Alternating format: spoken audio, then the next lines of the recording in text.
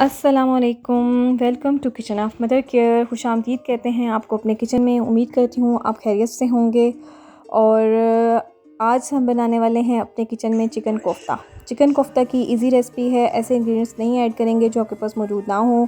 Simple और आसान recipe के साथ बनाएंगे। इसके लिए हमें चाहिए चिकन का कीमा आधा किलो, टमाटर जो हैं छोटे साइज़ के मैंने 2 से 3 लिए हैं, प्याज 1 कदर मीडियम साइज़ का लिया है, धनिया लिया है हमने, और खुश धनिया जो है आधा खाने का चम्मच है, नमक आधा खाने का चम्मच है, खुश धनिया आधा खाने का चम्मच है, रेड चिली और रेड चिली फ्लेक्स जो है वो भी आधा खाने का चम्मच है, काली मिर्च जो है आधी चाय की चम्मच है, अदरक के 3 से 4 पीसेस लिए हैं।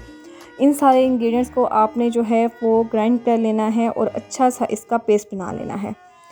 ग्राइंड करने के बाद आपका जो मटेरियल है वो थोड़ा थिन टाइप का होगा, तो आपने टेंशन नहीं लेनी है। आपका पेस्ट जो है वो इस शक्ल का हो जाएगा। तो आपका पेस्ट जो है वो रेडी है। ऑयल लगाएं हाथों के ऊपर और इसकी बॉल्स बना लें। जिस शेप में आप बनाना चाहते हैं उस शेप में ले लें। मैंने वैसे राउंड शेप में लिया है। इस तरह की आपकी बॉल्स बन जाएगी तो आपने फ्रिज में रख देनी है, ठीक है।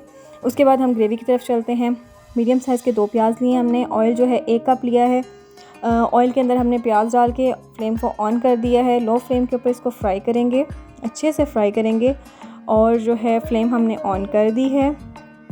और अभी जो है इतना फ़ाइन और थिन स्लाइस मैंने इसलिए नहीं कट किए क्योंकि इसका हम पेस्ट बनाएंगे। करी पत्ता जो है 4 से 5 अदद मेरे पास था, मैंने वो ऐड कर दिया है। करी पत्ता अगर आपके पास नहीं है तो आप तेज़पात भी ऐड कर सकते हैं। उसके बाद आपके जब प्याज जो है लाइट गोल्डन कलर में हो जाएगा तो इतने में आपने 3 मीडियम साइज़ के टमाटर जो है वो कट करके रख लेने हैं। प्याज जो है हमारा अभी गोल्डन कलर में होने वाला है, तो अभी हम जो है टमाटर ऐड कर देंगे इसके अंदर। इस तरह से आपके ऑनियंस का कलर होना चाहिए। और टमाटर जो हैं 3 स्मॉल साइज़ के मैंने ऐड किए हैं, मीडियम साइज़ के आप 2 ऐड कर सकते हैं। उसके बाद जब आपके टमाटर जो हैं थोड़ा पानी इसका ड्राई हो जाएगा, इस तरह से जब इनकी लुक आ जाएगी तो आपने जो है इनको डिस्कार्ड कर लेना है ऑयल के अंदर से। सारा टमाटर और सारे जो प्याज हैं वो निकाल लेने हैं आपने इसके अंदर से, और इनका जो है पेस्ट बना के आपने साइड पे कर देना है। अभी हम स्टेप बाय स्टेप सारे इसके टमाटर प्याज जो इसके अंदर से निकाल लेंगे। करी पत्ता भी इसके अंदर ही ऐड करेंगे, उसका भी ग्राइंड करके पेस्ट बना लेंगे। ऑयल जो है आपने क्लियर कर लेना बिल्कुल। और अदरक और लहसुन जो है वो 1 खाने का चम्मच हम ऐड करेंगे इसके अंदर। अदरक लहसुन का जो है पेस्ट बना लेना है आपने अच्छे से, तो वो जो है इसके अंदर ऑयल के अंदर ऐड करेंगे। अदरक लहसुन का पेस्ट ऐड करने के बाद आपने इसके अंदर रेड चिली हाफ़ चम्मच, नमक जो है आधा खाने का चम्मच, और टमाटो पेस्ट जो हमने बनाया वो इसके अंदर ऐड करके हम फ्राई कर लेंगे। ये सारी चीज़ें ऐड करने के बाद रेड चिली फ्लेक्स जो है वो ऐड करेंगे, और ड्राई कोरिएंडर ऐड करेंगे, और ब्लैक कार्डमम एक ऐड कर देंगे। ये तीनों चीज़ें ऐड करने के बाद आपने इसका मसाला जो है अच्छे से तैयार कर लेना है। अभी जो है हमारा ऑयल सेपरेट नहीं हुआ है। टमाटोज़ और ऑनियन जो हमने फ्राई किए थे उसकी वजह से पानी कम छोड़ेंगे, तो आपने लो फ्लेम के ऊपर इसका मसाला अच्छे से रेडी कर लेना है। इतनी देर में आपने साथ साथ जो है चिकन मीट जो बॉल हैं वो आपने तैयार कर लेनी है। और मसाला जो है हमारा तकरीबन रेडी होने वाला है। तो अब हम जो है मीट बॉल्स जो है 1 बाय 1 इसके अंदर ऐड करेंगे। आपकी जो मीट बॉल्स हैं अभी जो है वो शेप उनकी ठीक हो चुकी होगी, और इतने वो थिन इस तरह से आपको मटेरियल नहीं लग रहा होगा। 1 बाय 1 इसके अंदर ऐड करेंगे। तो आपने यहाँ पे स्पून का इस्तेमाल बिल्कुल भी नहीं करना है। कोफ्ते डालने के बाद आपने बिल्कुल भी स्पून इस्तेमाल नहीं करनी है। अगर आपकी स्पेस जो है डालते हुए कोफ्ते जो हैं कम लग रही हो, स्पेस आपके कोफ्ते पूरे ना आ रहे हों, तो आपने चम्मच का इस्तेमाल नहीं करना है। इस तरह से पैन को आप एक साइड से उठाएंगे और दूसरी साइड पे खुद ब खुद ये मूव कर जाएंगे। इस तरह से आपके जो है कोफ्तों की जगह बन जाएगी। अब हमारे सारे कोफ्ते जो हैं इसके अंदर डल चुके हैं, तो अभी हम जो है फ्लेम जो है स्लो पे करके इसको कवर करके छोड़ देंगे। अभी हमने जो है इसको कवर कर देना है और तकरीबन 4 से 5 मिनट जो है लो फ्लेम के ऊपर इसको रखेंगे। दम के अंदर जो है चिकन जो है अपना पानी छोड़ेगा, और आपने इसके अंदर चम्मच नहीं हिलानी है।